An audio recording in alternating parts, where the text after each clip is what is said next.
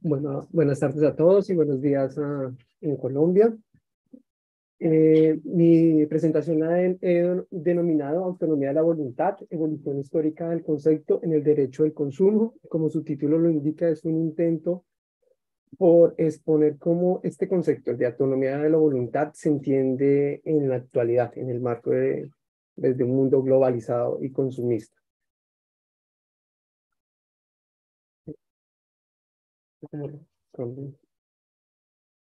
Ok. Listo. Entonces, para esto dividiré mi ponencia en los siguientes ítems. La primera es la definición del concepto de autonomía de la voluntad.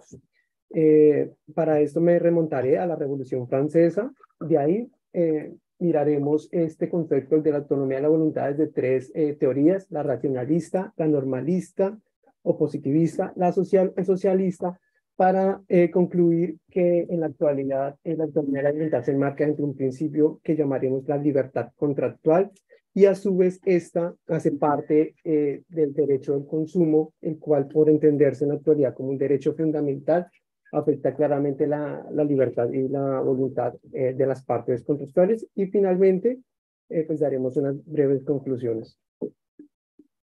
Entonces, de esta forma, descomponemos el concepto de autonomía de la voluntad privada. Vemos, digamos, sus características, sus bases del griego. Entonces, donde tenemos que auto proviene de o significa propio o por uno mismo, nomía, que significa ley o norma, voluntas, que es el manifestar lo que se desea, y el particular, que hace referencia a lo ajeno o a lo que o a lo público. Entonces, de esta manera podemos entender básicamente que este concepto hace referencia a esa facultad que tienen los particulares para atarse legalmente y, y generar sus propias normas de carácter privadas.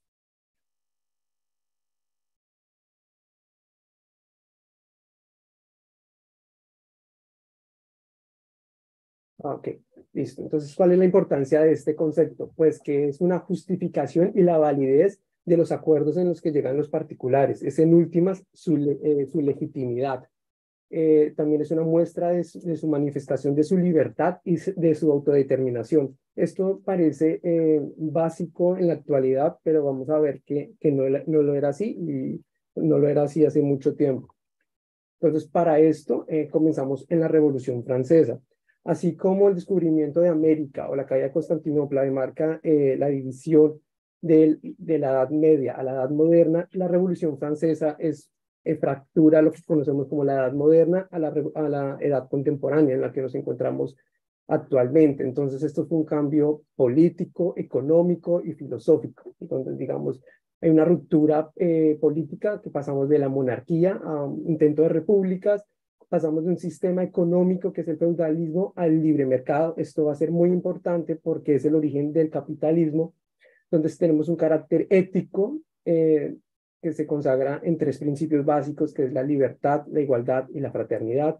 Hay un principio político que es el contrato social. Entonces tenemos a Rousseau, Robespierre, Montesquieu, etcétera, todos estos autores de la Ilustración. Tenemos un cambio a nivel global. Si bien ya había un antecedente antes con los Estados Unidos, su independencia en 1776, es la Revolución Francesa la que marca la pauta, porque en su momento Francia ya era un imperio. Estados Unidos hasta ahora era una pequeña colonia que no tenía gran importancia a nivel internacional, verbigracia de Francia, que ya era una potencia y claramente influyó a todo el mundo. En Europa, a través de las guerras napoleónicas, 1803 hasta 1813, y en Latinoamérica, porque precisamente estas guerras napoleónicas y la invasión de Napoleón a España permitió que se dieran las condiciones para las independencias latinoamericanas. Y esto trajo una nueva clase política al poder, que la conoceremos o se conoce como la burguesía. Este es el marco histórico donde van a ser la primera teoría, que vamos a denominar racionalista. Entonces, ¿qué implicaciones nos trajo? El mundo antes de esta revolución era una sociedad que se caracterizaba por tener gremios y estamentos. Así se identificaban las personas. Por ejemplo, Yo era un comerciante, hacía parte de un gremio, o era un pescador. A mí me definía ser parte de un gremio, o era el gremio de los comerciantes. Y también se caracterizaba porque las partes hacían parte de estamentos. Yo era un noble al primer estado, era un clérigo, segundo estado, o era alguien de los demás, o sea, era tercer estado. Aquí se parte de eso y esa colectividad se parte y ahora ya hablamos de que lo importante es el individuo. Entonces, en lo económico teníamos el feudalismo y pasamos a una economía de, liberal, de libre mercado. En la jurídica tenemos que los diferentes estados, a su vez, digamos, las mismas sociedades, los grupos que hacían parte de un estado tenían normas diferentes, no había una unidad jurídica, en contraposición con lo que va a intentarse después con las codificaciones. Las codificaciones son ese intento por unificar los estados y de consolidar los estados nacionales. Y sobre todo, lo más importante es la libertad. Hay una movilidad social mayor. En esta época, si yo era un siervo, mi hijo seguramente sería siervo de un señor noble, pero en esto, como se parte, ya se habla, al menos en teoría, de una libertad casi total. O sea, como vemos, es una fractura importante que hubo en este sistema.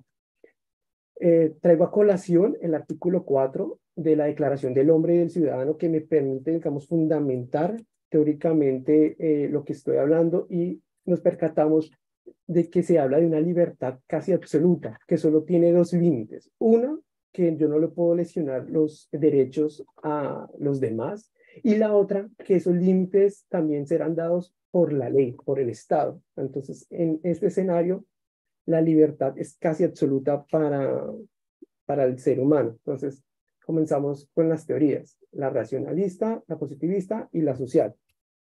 Entonces, la primera, ¿por qué se caracterizaba? Partimos de que todos los hombres son iguales y que son capaces de determinar y alcanzar sus fines. Aquí hablamos de una naturaleza preestatal. O sea, el Estado nace es para garantizar mis derechos como individuos, no viceversa. Hablamos que hay una fractura visible entre el Estado y el individuo, entre lo público y lo privado. Hablamos de que hay las únicas limitantes a esta libertad que tienen las partes es la de perjudicar a los demás y que en este escenario hay un instrumento que nos va a garantizar, digamos, estos vínculos que es el contrato. Entonces, en esa medida, el contrato es justo per se. ¿Por qué? Porque son las partes bajo lo que estamos viendo, bajo su libertad y su voluntad, bajo las que se atan. Entonces, por ende, se trata de un acto justo.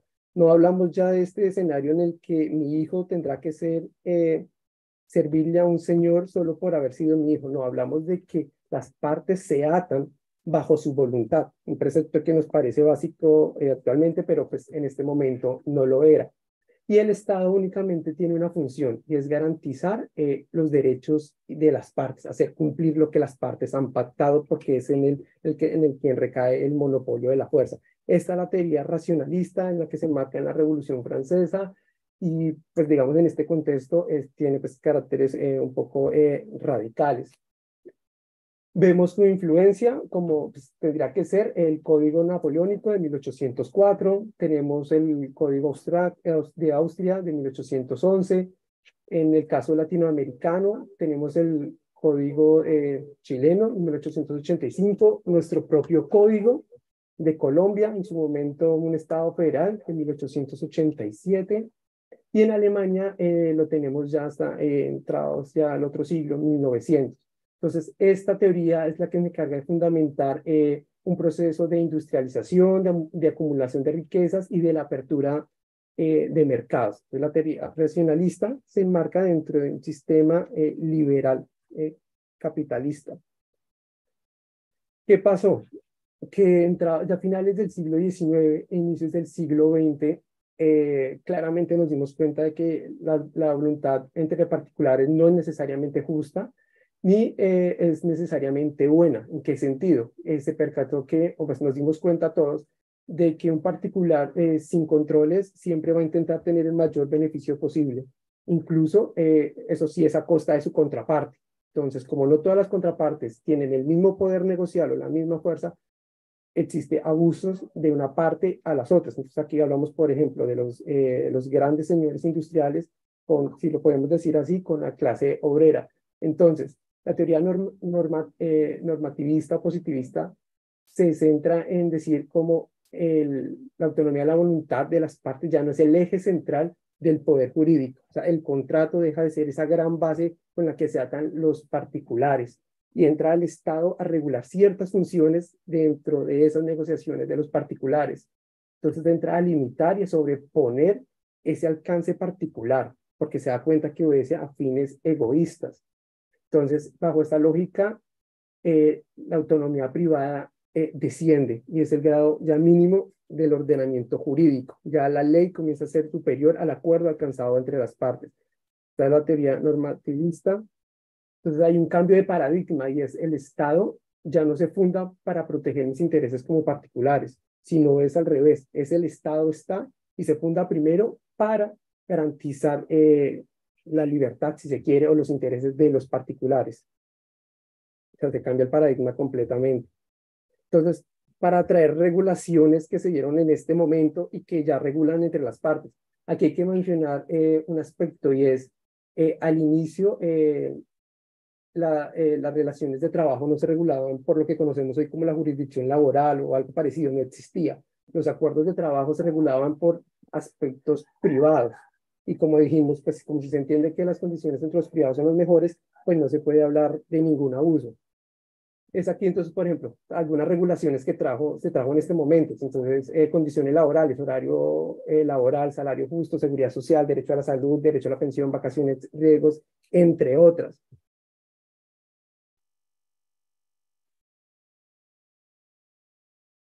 Entonces, por ejemplo, acá traigo a colación cosas que parecerían algo básicas, pero que si los vemos desde un aspecto histórico se alcanzaron de muy poco. Y es, por ejemplo, la jornada de 8 horas, el derecho a la huelga y el salario justo es algo que se consiguió después de la huelga de Chicago del 1 de mayo de 1886.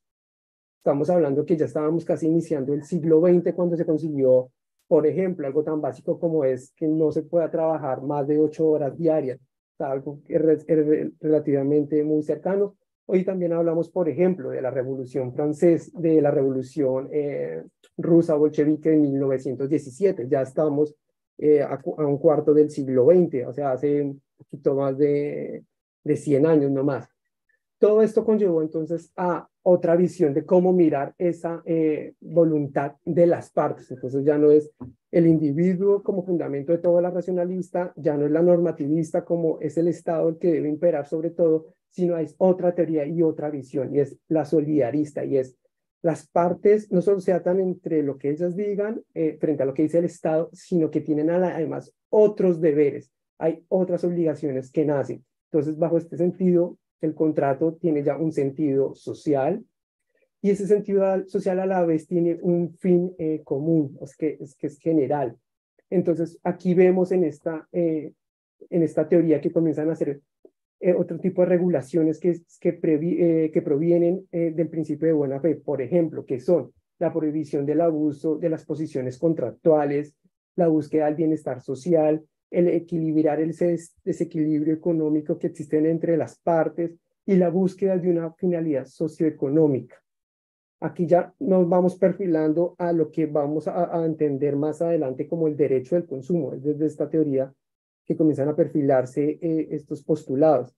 Entonces, entonces las partes, los contratos entre las partes tienen atadas a tres fuentes. Una, lo que las partes pacten, lo que la norma de manera supletiva diga, o sea, si las partes no lo dijeron, entra la norma a suplir esta voluntad y a la vez tienen otras cosas de medidas derivadas del principio de solidaridad y de buena fe. Esto en español y en la doctrina colombiana se conoce como deberes secundarios de conducta. En alemán se conoce como Rücksinnahmepflichten, que son estas obligaciones que si bien no se pactaron, obligan a las partes. Entonces el ejemplo típico es de informarle a mi parte cosas más allá de las que no pactamos. O el ejemplo clásico es en un supermercado que los estantes estén bien o que el piso esté en óptimas condiciones para evitar un accidente. O sea, son este tipo de obligaciones que se derivan ya del principio de solidaridad y de buena fe que en ninguna parte está establecida, pero digamos comienzan a gobernar a las partes. Entonces, este alcance, tenemos mecanismos que garantizan estos derechos. Entonces, por ejemplo, ya tenemos como una interpretación favorable a la parte de inferioridad, la prohibición de las cláusulas abusivas. Tenemos ya mecanismos jurídicos que comienzan a garantizarle a la parte, entre comillas, inferior, ciertas herramientas que le permiten equilibrar sus derechos. Entonces están, por ejemplo, la ineficacia del pleno derecho, muy propia del derecho al consumo, que es un tipo de régimen de nulidad especial, el régimen de responsabilidad, que tiende hacia ser objetivo, el derecho de retracto, que si lo miramos un poco más detallado es una cláusula resolutoria especial para el derecho al consumo, porque claramente yo retraigo el contrato, pero sin necesidad de que haya un incumplimiento. Ya hay unos plazos flexibles, y, por ejemplo, en el caso colombiano hay también una jurisdicción especial, que es, por ejemplo, en la SIC, de poder acudir directamente a un tipo de administración de justicia diferente a la ordinaria para resolver este tipo de asuntos. Entonces, vemos aquí este cambio del paradigma, donde ya es el Estado entra a cubrir una función mayor y las partes a la vez tienen una función mayor en aras de la sociedad. Es en este escenario donde nos enmarcas, o donde voy a enmarcar algo, y es la globalización. La globalización, por su naturaleza, se trata de derecho del consumo. Entonces, en su pantalla ven dos imágenes. La imagen que está al lado izquierdo, la que tiene un círculo, nos habla del PIB global a 2021. El otro lado nos habla del gasto de consumo final de los hogares, que es como lo que consumen todas las personas. Si vemos en el primer gráfico, los mayores países con mayor PIB son los Estados Unidos, China, Japón, Alemania, Francia, y a la vez, si vemos en la tabla, vemos que son los países que a su vez mayores índices de consumo tienen, lo que es lógico. Un país entre mayor produce, mayor tiene capacidad de adquirir sus ciudadanos. Entonces, ¿esto qué nos dice? O sea, el consumo no es un dato menor para la economía. De hecho, estamos hablando que representa más o menos el 70% del PIB de los países. O sea, es un dato importante. O sea, el derecho del consumo a la actualidad representa tanto en la economía un eje central, y en la parte jurídica representa la mayoría de negocios jurídicos que se celebran. Hoy todos, al levantarnos, celebramos un negocio jurídico de carácter de consumo, aun si no nos percatamos. Por ejemplo, el que tiene un plan de datos en el celular está pagando, está asumiendo las obligaciones de un contrato de prestación de Internet con su compañía de telefonía. Si vinieron medios de transporte, estaban celebrando un contrato de consumo. Si entraron a un supermercado, o sea, estos contratos son los que en su mayoría se están dando en la actualidad. Entonces, en este marco de la globalización, es que ya el concepto de la autonomía de la voluntad se desdibuja y deja de llamarse autonomía de la voluntad a libertad contractual. Entonces, esta libertad contractual en el marco del derecho del consumo, ¿en qué consiste? En contratos de adhesión, en donde yo decido si me contrato o no contrato. Si contrato con una compañía A o con una compañía B, pero yo no puedo negociar, me adhiero. Claramente son contratos en los que las partes no son equilibradas. Claramente hay una parte mayor, estamos hablando de pues, compañías grandes contra una persona normal, un consumidor, un usuario, y en donde, digamos, su límite de voluntad se encarga de decir si acepta o no acepta, y si, digamos, puede moldear algún tipo de condiciones, como los plazos de los pagos, algún tipo de estas modalidades de tarifas, pero ahí se limita su libertad. Entonces, esta libertad contractual se caracteriza por lo siguiente. Las personas se limitan a decir si se contratan o no contratan, si firman o no firman un contrato. Hay excepciones, por ejemplo, en los monopolios, o cuando es técnicamente imposible prestar un servicio por más oferentes. Doy un ejemplo: el servicio de alcantarillado o de acueducto son, digamos, por su naturaleza, negocios que son de monopolio. Entonces no hay más oferentes. Entonces yo sí o sí como usuario tengo que celebrar un contrato de acueducto, de alcantarillado con una determinada compañía, porque no hay más. O por ejemplo, en el servicio de trenes, no hay más trenes sino una sola empresa, porque son servicios y bienes que tienden a por su naturaleza volverse únicos, a encaminar en un único oferente. Por eso, digamos, ahí existen monopolios, ahí no se podría hablar de que hay voluntad, las partes están casi que atadas a contratar entre ellas. Y la libertad consiste en definir los tiempos, en las tarifas, en estos contratos prediseñados para vincularse o no vincularse entre las partes. Aquí entra a jugar un aspecto muy importante y es que el derecho al consumo en la actualidad es visto ya como un derecho humano. Entonces, digamos, este servicio de Internet que tenemos tiene otra connotación porque ya no es simplemente un acto comercial, sino ya se trata que posiblemente estamos hablando de la afectación de un derecho humano. ¿Por qué un derecho humano? Porque es, como lo dijimos, un acto que afecta diariamente al ser humano. O sea, el ser humano todos los días requiere satisfacer sus necesidades y de ahí se convierte en una necesidad, en un derecho humano. Surge también como un intento por garantizar los derechos de las personas frente al poder ya del Estado y ahora del mercado, igual que los derechos humanos. Igual que los derechos humanos, digamos, está transversalmente unido por la dignidad humana.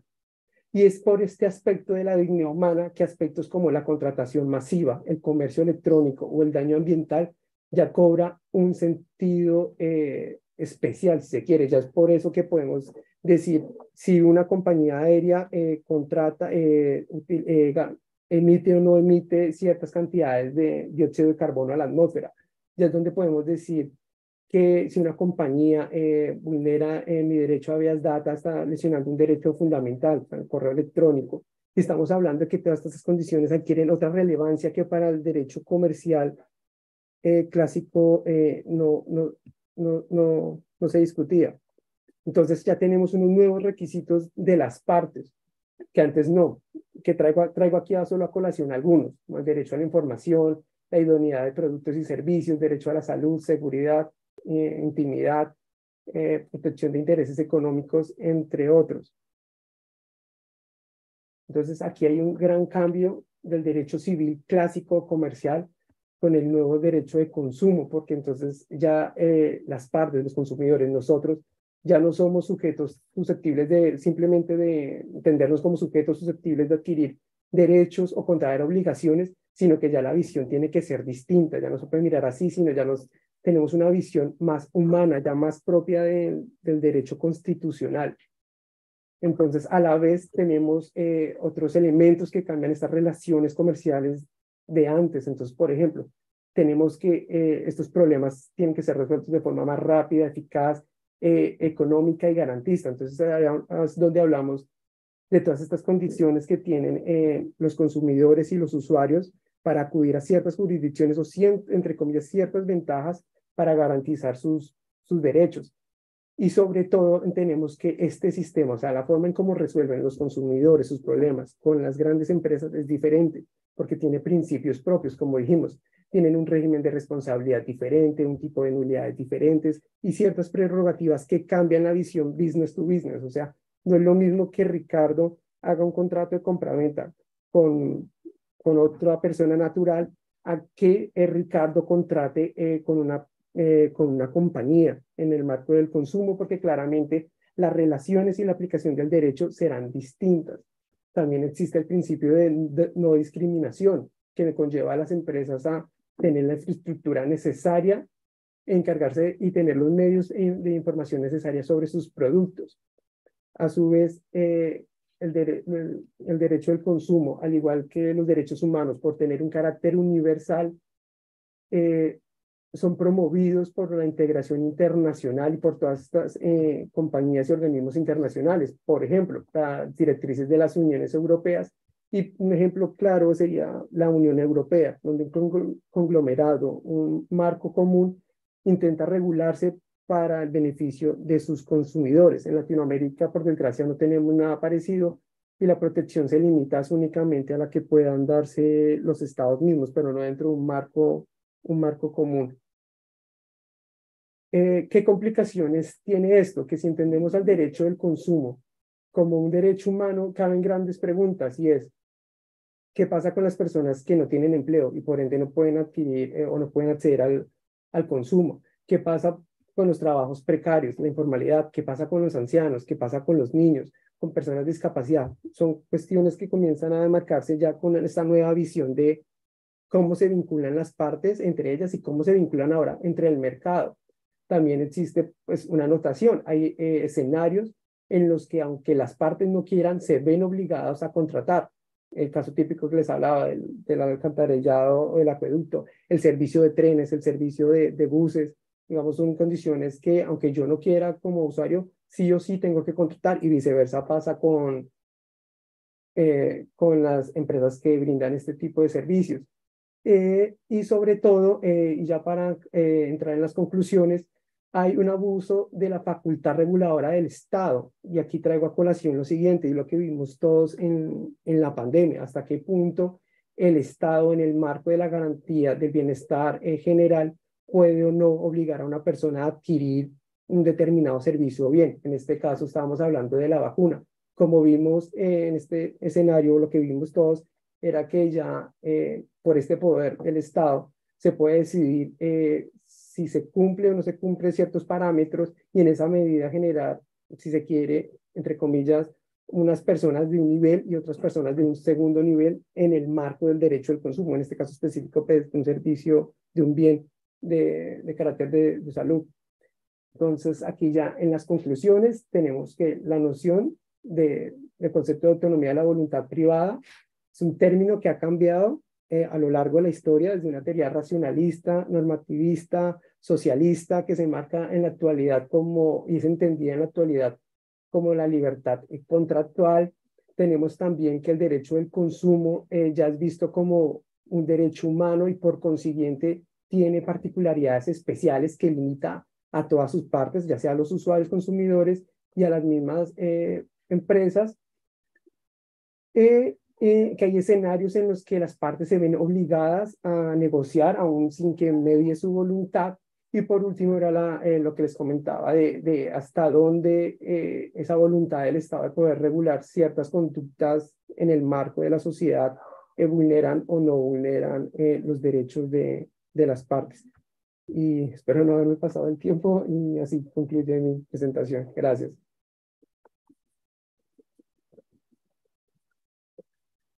Muchísimas gracias a Ricardo Quecan por esta ponencia.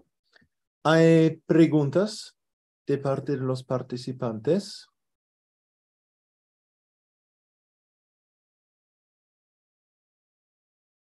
¿Preguntas? Entonces, una pregunta de mi parte. Pues en Alemania también desde mucho tiempo se discute este conflicto entre la autonomía privada, la voluntad autónoma, por un lado, de celebrar o no contratos con otras personas, y la necesidad de tener una contratación forzosa, una obligación a contratar, por otro lado, en ciertas áreas. Por ejemplo, cuando se trata de bienes que son necesarios para la existencia de una persona, por ejemplo, la entrega de agua, la entrega de electricidad, también hoy en día acceso al Internet quizás, o también acceso a una cuenta bancaria. Esos son servicios que en principio son objetos de contratos privados, es decir, pues teóricamente vale la libertad de contratar, la autonomía privada, pero por otro lado son bienes que son absolutamente indispensables para la existencia de una persona en una sociedad moderna como Alemania o Colombia también. Y en estas áreas se reconoce bajo ciertas condiciones una contratación forzosa en Alemania, sobre todo cuando se trata de una entidad pública. Por ejemplo, en Alemania tenemos los Sparkassen, los bancos de ahorro, se puede decir, que son instituciones públicas y como tales son directamente vinculadas a los derechos fundamentales, es decir, no pueden discriminar y tienen que ofrecer al menos una cuenta sencilla a cualquier persona, a cualquier ciudadano, y no pueden discriminar o excluir a personas. Pero eso es una entidad pública. Es más difícil con entidades privadas, pero allá también me parece necesario, y en Alemania es bastante reconocido, tenemos leyes especiales que regulan eso. Por ejemplo, en el área de entrega de energía, de agua, electricidad. En esta área hay una contratación forzosa según leyes especiales. Y hay algo parecido también en Colombia. Sí, en Colombia, de hecho, claro, me trae, o sea, acá es especial para traer a colación lo siguiente. Por ejemplo, en la ciudad de Bogotá, en aras de inicios de la pandemia, estamos hablando de hace 2, 3 años, la Corte Constitucional falló una tutela y estableció un mínimo vital de agua a las partes, por ejemplo. Entonces, en Colombia, aun si una parte incumple su contrato de servicio al agua, o sea, no paga a la compañía, él por su condición humana tiene un mínimo de derecho al agua. Por ejemplo, en Colombia, si no estoy mal, son 10 metros cúbicos de agua por, si no estoy mal, por mes, independiente si pague o no pague su contraprestación. Entonces, a este nivel es el que intentaba llegar a la ponencia, es en este marco actual ya muchas de las vinculaciones y de las regulaciones ya ni siquiera miran en los fines de las partes. O sea, yo pago por un servicio, no, sino si se va más allá y es un fin ya que es social y la subsistencia de esta persona, también a su vez en el marco de un derecho fundamental, que sería, por ejemplo, el de la vida, y se llega a ese escenario, es poder ser relaciones comerciales, poder, pues, entre comillas, obligar a una compañía a tener que ceder parte de sus utilidades, porque son sus utilidades, en beneficio de la sociedad. Ese sería un ejemplo. En Colombia sí está establecido. Sé que jurisprudencialmente lo tenía la Corte Constitucional. No sé si ya normativamente lo esté. No se me diría raro porque, digamos, es un fenómeno que ocurre en Colombia. La Corte, digamos, recibe ciertos derechos y a posteriori se positivizan. Ese pasa también, por ejemplo, lo tenemos también muy marcado en el servicio público, más en Alemania, por ejemplo, con el servicio de los trenes, que es una sola compañía la que los presta. O sea, hasta dónde, eh, por ejemplo, me podrían discriminar a mí o no entrar a un sistema de transporte en el que es único, porque no hay más oferentes. Es, digamos, eso lo que intentaba llegar, como pasamos de un escenario donde la autonomía de la voluntad literalmente era absoluta, porque lo era así, era casi que absoluta, a otro escenario, para bien o para mal, en donde ya la voluntad es un elemento mínimo, casi que pasa a ser como un pedacito chiquitico de las regulaciones privadas dentro de la globalización, o sea, de la gran mayoría de los negocios del mundo actualmente. Muchas gracias. Pero se trataba en ese caso de Bogotá de un fallo Sí, del tribunal y no hay una ley especial que hasta donde prescribe. no sé, pero no se me haría raro que ya de pronto haya algo establecido. Mm, Pero sí sé que, digamos, jurisprudencialmente por la Corte se estableció ese mínimo vital y sí, la alcaldía, digamos, lo obedeció sin mayor discusión. O sea, es así en Bogotá. O sea, todo habitante de Bogotá, y bueno, me atrevería a decir que todo el país, tiene derecho a mínimo, una cantidad mínima de agua garantizada, independiente si pague o no pague por el servicio. sí, sí. Y eso fue desprendido directamente de la Constitución, de los derechos fundamentales. Sí, Mm, afectación a la vida. sí, sí, sí.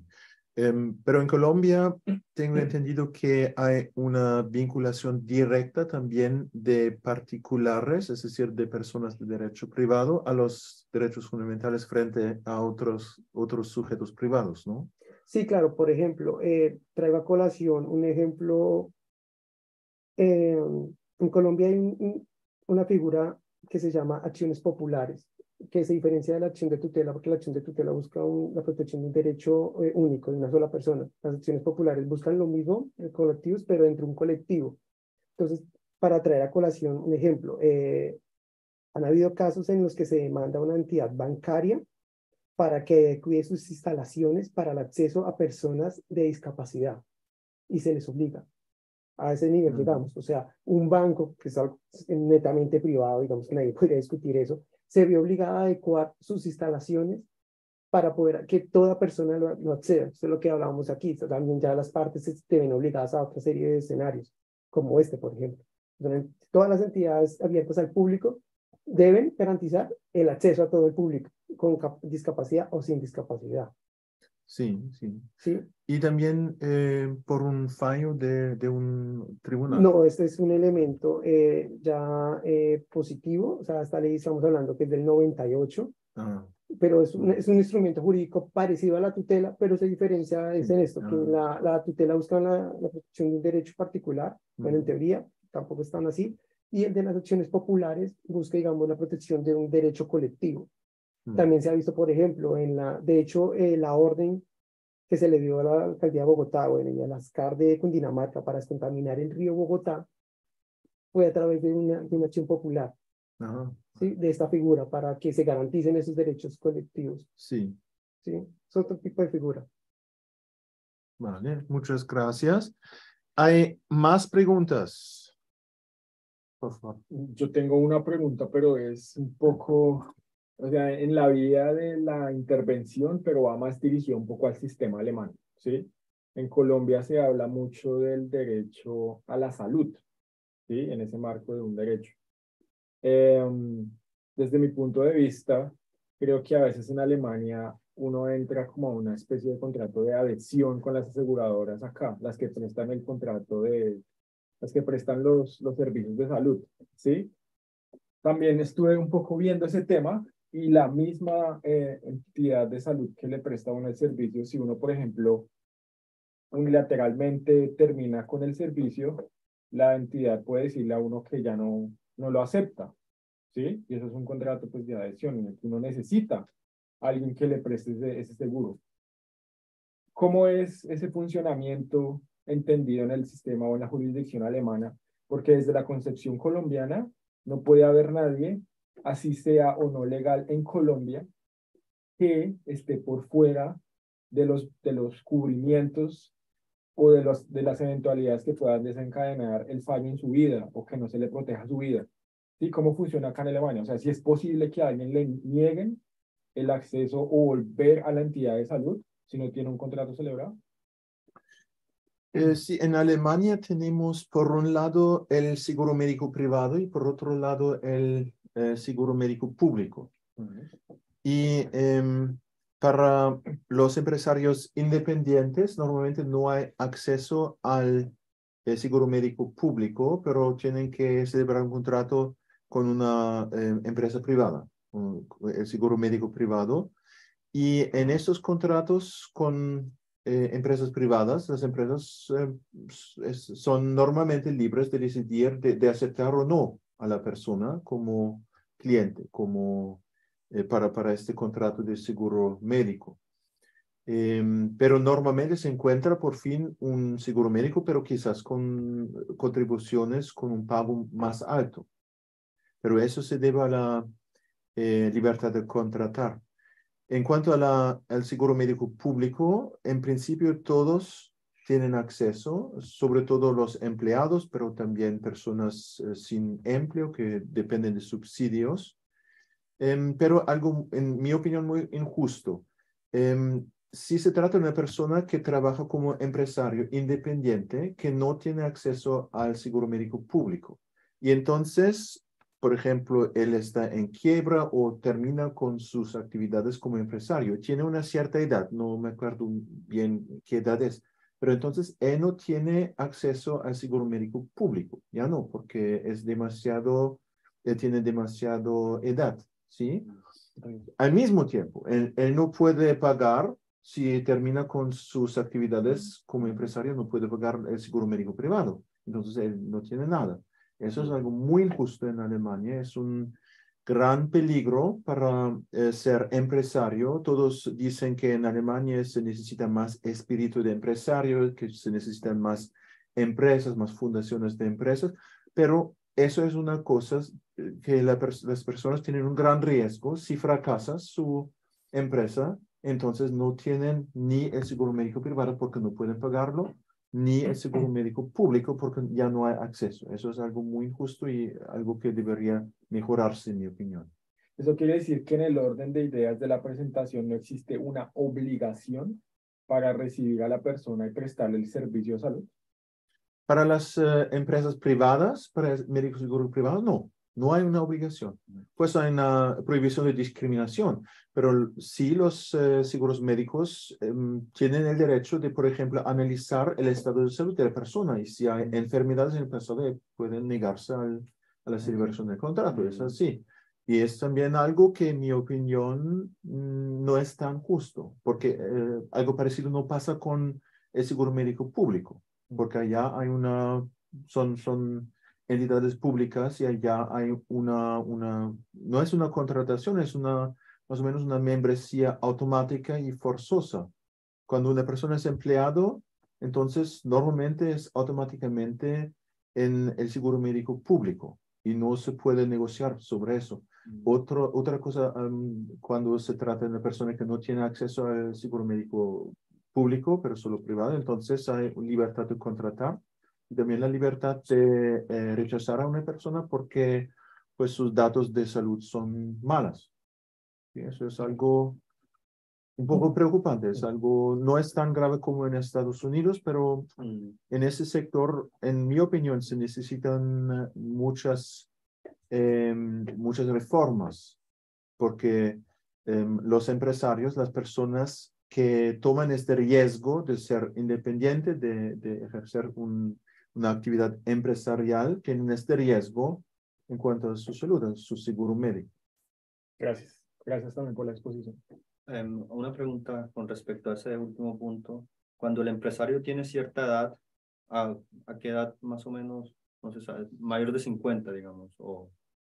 No me acuerdo muy bien qué edad es exactamente, pero a partir de una cierta edad, no hay una obligación del seguro médico público de aceptarte como cliente, como miembro. Pero tiene algún público. Privado, los privados pueden decidir todo el tiempo. Pero tiene que pagar y no tiene la capacidad de pago, digamos, en el caso tal de que el empresario no pueda pagar, no puede entrar al privado. Pero en cuanto al público, ¿cuáles son los criterios para no aceptarlo nuevamente? Yo creo que es solo la edad. La edad, porque es un área de derecho que no conozco muy bien, forma parte del derecho social. Tenemos una codificación del derecho social muy amplia y es un área muy particular, pero según mis conocimientos hay un límite en cuanto a la edad y a partir de esa edad no puedes entrar al seguro médico público. No me acuerdo muy bien qué edad es, no estoy seguro, pero algo como 55 o algo así. Pero eso puede pasar, que una persona trabaja como empresario, entonces fracasa la empresa o tiene que terminar con la empresa por razones de salud, entonces, no puede pagar ¿qué por hace privado en cuanto al seguro médico? Es algo bastante problemático. Claro. ¿Y hay alguna acción que el empresario pueda interponer para que lo acepten, por ejemplo, al público? No, es muy difícil, pues solo con una acción de tutela, porque es algo que está regulado en la ley y para anular esta ley es necesario hacer una acción de tutela, una verfassungsbeschwerde. Pero no estoy seguro cómo son las decisiones pasadas del Tribunal Constitucional en este área. Vale. Muchas gracias, Ricardo.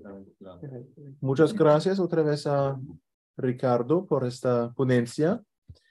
Y continuamos ahora con la ponencia de Laura Bedoya Álvarez de la Universidad de Antioquia.